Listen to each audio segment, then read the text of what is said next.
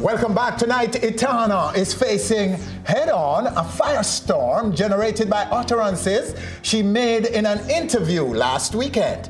In the interview done by Anthony Miller on Entertainment Report, the wrong-addressed singer threw her support behind Republican presidential candidate Donald Trump and cited reasons why Jamaica is just too tough for her to live in.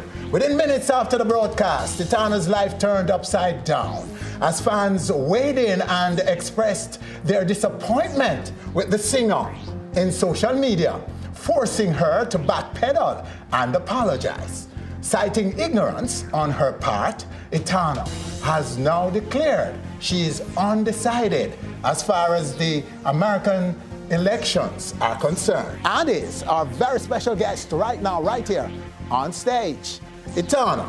Thanks for having me. So good to have you. So good to see you. How are you? I'm good. I'm good. Yeah, you seem to be in very good spirit. I am. I have to be. What, if anything, the walk back, the apology, has done for you? At first, I can't say that I was aware that it was such a big thing, you know. Okay. The elections in America here. I just didn't think it was such a deep issue. I spend most of my time writing and traveling, you know. So watching the election is something that I don't do a lot. I saw a clip that when he was talking about the security of America and how wide open it was, and that maybe it shouldn't be so wide open, and that maybe we need to pay attention a lot more to, you know. And I said, okay, well, maybe he'll be the one to get rid of some of this fear that is in America when it comes to people flying planes or going to the mall because they're shooting at places and bombing places. And I said, well, maybe he'll be the one to take away that fear. Okay. Didn't think of the depth of it or the personality, not paying attention, don't know nothing about him like that. And then say, okay, I'm going to vote for him. And I was asked the question, so what do you think of his thoughts on Mexicans? Yes. And I said, not only Mexican come in the country and do wrong, people from all races come in the country and do wrong, right? And maybe he will somehow find a way to fix all of this and whatever else that was. Because I didn't even watch the clip, how it was edited. You're talking about Anthony Miller? Anthony Miller, right. I didn't watch the video. You're not faulting him for anything, are you? No. I can't. You know why? Because at the end of the day, I clearly know what I'm supposed to do and how to handle an interview, and I did not do that. And I take it all for myself. I take full responsibility. Okay, but were you a Republican supporter before that? No. Okay. None at all. So you weren't even political, were you? American political? I mean, I did think of voting for Obama, and I remember being pregnant at the time when he was going in, you know, big, like heavy. I was like almost ready. I was a week away from giving birth. And so, and I remember when I went there, the lines was like long forever. And I just jumped back in the car and went back because I was due to have babies. So you didn't know that Donald Trump was seen as all the things that I know now. Yeah, among African Americans. Yeah, I blacks and brown people in the United States. Lord, I am aware and I'm very much into the shootings that's going on in America. Yes. I'm very much into the fact that the law as it stands right now is not in the best interest of the black man walking in the streets in America, right? Yes. And that has always been my concern. It makes me angry every time I see another one. It makes me want to jump on a plane and fight and go somewhere wherever they're demonstrating and join the demonstration. But yeah, I wasn't even knowing nothing about the two of them like that, no. Many people follow him, Donald Trump, because of his celebrity. He's a a big brand, world brand. Right. Name recognition and so on, and appears to tell it as it is. And truth teller and all of these things. Well, tell it as it is part. I like that part. In the early part of the campaign. Right. But if you listen to that statement that he made against the Mexicans, building walls. I'm not in agreement. I don't think, you know what? Him say I'm going to build walls, but one, I'm not in agreement with him building any walls, and two, I don't even think that's going to happen, to be honest. Politicians say things all the time that they know isn't even possible, but they're going to say everything they can to win the election, plain and simple. They know they're not going to accomplish that.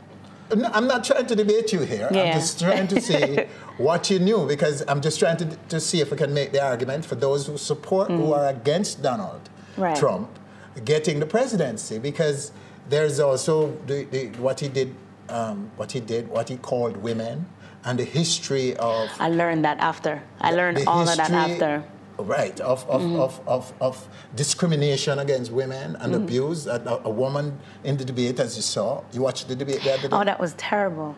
Yes? Terrible. That Miss Universe young lady? I heard that and my heart sank down in my belly. Right. Yeah. Okay. So that helped you to go into undecided, I suspect? That wasn't the deciding factor. What was is when they asked both of them, because it's such a sensitive topic for me, especially when you talk about the shootings in America. Yes. Of black men in the streets, and both of them were asked that question, and Hillary said that she would create some kind of reform that governs the way the police handle black men or minorities in the street, and that she would do retraining and stuff. It was not what I was looking for, because I was hoping that one of the two of them would say something like, I'm going to do the very best that I can to end the shooting in America. The shooting of black men. Yes. To end it. Yes. Nobody said that, so I wasn't 100% satisfied. But what threw me Hillary has been saying that. Well, I didn't know that. I heard that in the debate. This is what I suspect. And that's why I'm saying that there are many people out there who are supporting Donald Trump, from the fact that his name ID and the little anecdotal clips in media, right, and not listening enough. Because Hillary has been saying exactly that. Well, I didn't know that. That she wants to end it. In the debate, he said, law and order, stop and frisk. I was done right there. Yes. Right there, because he mentioned Chicago and that 3,000 people have died since January. Okay, cool. But the race war in America is so high right now that stop and frisk will lead to more black Americans being shot or killed or arrested. Yes. And I remember at the end, Hillary had said that she wanted to get rid of private-owned prisons. Yes. Because the stop and frisk, it kind of got together, the stop and frisk. Yeah, stop and frisk. You're carrying an innocent black man for a minor charge, and you keep him there and twist it around, and he's there forever in your private-owned prison, and you make your money, kind of thing. So when she said it, I was like, okay, good. But after I heard his comment of law and order, stop and frisk, I said the law, as it is not in the best interest of the black man walking in the street. Order, of course, we're expected to be orderly while shot. But it is unconstitutional. Yes, that too. It was deemed that because it was implemented in New York. And 90% of who they stopped were black men. Right. These are the things that repulse the black community. Right. I didn't realize the black and white issue that had to do with the whole election. The black and white issue to me was just the black men getting shot in the streets by these police. You didn't know that it was so polarized. Right. Not in the election. No, yes. I didn't know it had anything to do with that. Me, I talk straight. But my issue was just the shooting in the streets.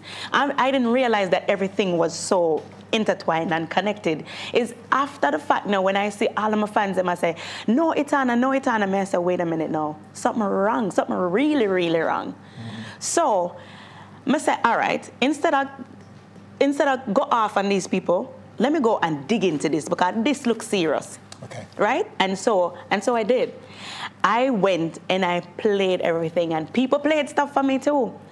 And when I realized what I said and what I learned, and when I put the two together, I said, oh my gosh. Now I understand how big of a blunder that was. How big or how stupid it looked for me to say something like that without being informed. I get it. No, I say why my fans them vex. I'm own it, but now I run from it and back and say, oh, no, that's what I really mean, and I'm gonna stick to. No, I could, if I really honestly was informed and I said that as an informed person and I meant it, I would have been like, all right, that's some day, and none of you are gonna change that. But when I really look at it, and after me digging at it and say, no, I can't do that because me represent the people first, and I get it now. So backpedaling, not because of, oh, I wanna, whatever that reasons where they might give and say, because I don't care about all of that negativity. I care about my people. And I've always been about my people. All of my songs, all of everything that I think from day to day, the things that get me the most upset when I think about my husband, my son, my uncles, my brother, right? Who could be in the streets and get shot tomorrow morning just because he's black. Those are the things that make me even cry because I can't do anything about it myself. All right, Etana, pause for a minute. Let's just take a break. When we come back, more from Etana right here on stage. How could I no longer live here? My dream is to be in other places.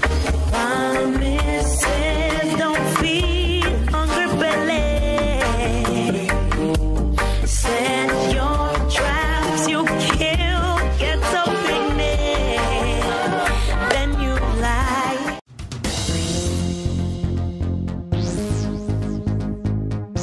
Welcome back. Etana is our very special guest right here on stage as she faces head-on firestorm over comments she made about support for Donald Trump. All right, Etana, the Jamaica thing. Yeah. We all cause Jamaica. But when you say, like, you know, you're no longer, oh boy. You no longer want to live here. Did I say I no longer? Clarity. I want clarity now. Why? So clarity up for me. Are you, first of all, are you still living in Jamaica? I live in both places. Okay, yeah. Right. So you have not declared that you're no longer living here. But how could I no longer live here? Okay. You know, I mean, it wouldn't make sense. To think about it, okay, think about it from a business side then, right? I'm a Jamaican artist, a reggae artist. Yes. You cannot be in a Jamaica. That's not possible. So why would I say I'm not going to live in Jamaica? I said we were discussing the issues in Jamaica. And before he even started to shoot, right? We were talking about a lot of things that were going on, which I choose not to even discuss any further anymore about. But we were talking about things that were going on in Jamaica before things he that started. Concern you, social issues. Right. That before he started to shoot, and we were talking about family members who get paid like $5,000 and stuff like that. And so when the camera went on now, I said, you know, maybe I wouldn't live in Jamaica for the rest of my life. I never say I want to live in America either, because that's not even, my dream is to be in other places, which I don't feel like I want to discuss now. Okay. But anyway, I never mentioned being anywhere. I just said the reason why I wouldn't live the rest of my life in Jamaica is because of these issues. And I think that we as Jamaicans need to get up and fight for what we want for our country. We want for our country. Including you. So you are speaking as an American. No, but I heard that it was stated that the reason why I no longer live here is because, and then the issues were listed. And it kind of made me feel a way still, like it do something to me when I heard that. You told me this in 2007. Here we go. Well, I grew up for the first half of my life, I would say, in Augustown. Then we moved to Harborview, and then I moved to Miami when I was like 9 or so. 9 years old. I did middle school and high school and 1 year of college. No doubt this has impacted tremendously on who you have become. Your life in Florida. How much did you conform?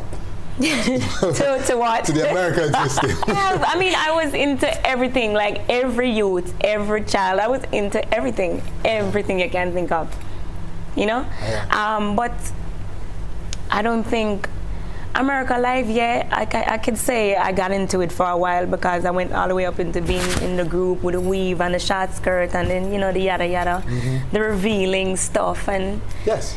Yeah, so then I mean... came Rastafari. No, I wouldn't say then came Rastafari. No, I would say Rastafari was in me all along. So after getting into listening to the root stuff, like go back to listening to Bob Marley instead of all the rap and the R&B stuff I used to listen to, and Sizzla Kalonji, and me hear them say a thing where still live with me even today, you know? Yes. You don't have to go to die and go to heaven and know nobody's name to know God, you know? Man of right is God and man of wrong is the devil, you know? And I say, you know, that's true. Yes. Initially, I did not come to Jamaica to do music. I came to Jamaica to open up an internet cafe, okay? Because I was already in a group of 4 girls in Miami. And I came out to Jamaica because I wasn't happy in the group to just start, you know, my own business. Kind of like putting music behind you. Yeah. And a friend of theirs brought me over there and him say, yeah, so the girl here, I'm tell us I can't sing. I was like, oh Lord, here we go again, you know? And I did like a couple of songs for them and them said them need a backup singer for Richie Spice for one show in LA. And I did that show. Yes. And when I got back to Jamaica, they gave me another ticket to go somewhere else and it just kept repeating and I just never complained because I love music. And then I started to realize that they accepted me for the way I am with my skirt. At that time I had braids in. And when I took the braids out, I didn't have enough time to braid my hair again, so I just left my afro out. And them say, yo, I say if I keep it here. And I was like, I don't like my ear, so. Because in the group, when I went to the group, them tell me, say, no, you can't do that. And you have to braid your hair or do something because you can't stand out. And we don't like your hair like that. This was an American group? Yeah. Okay. And so I realized that, you know, I could be myself. And I say, you know what? I think I'll be okay. Well now. Yeah. Are you still that Etana? Okay. There's a line, right, that was asked. Do you think, are you afraid of what people are going to say about your views on that politician, right? And I said, no, my views has nothing to do with my music. My views on the politician has nothing to do with my music. These people, maybe it was portrayed that way, but it was flipped to mean that my personal views has nothing to do with my music. I don't see how somebody could start off and continue and have 4 albums, right? Tour the world, representing reggae music, myself and Jamaica the way I have, and not mean what I live. My life isn't easy. My life is rough. Music is rough enough. Money don't come every day. You're not the most popular or the biggest artist at every moment. It's rough.